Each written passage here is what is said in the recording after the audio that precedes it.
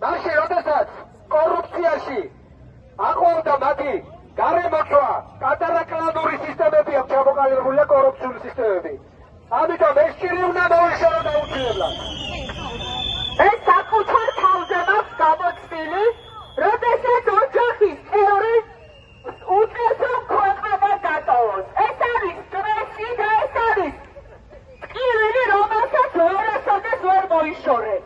და ძალიან რთულია, როდესაც ხედავ, როგორ გადის დედა სახლიდან და არიცი როდის დაბრუნდება და ზუსტად ივანიშვილის გამო არიცია შვილებმა დედა როდის დაბრუნდება სახლში.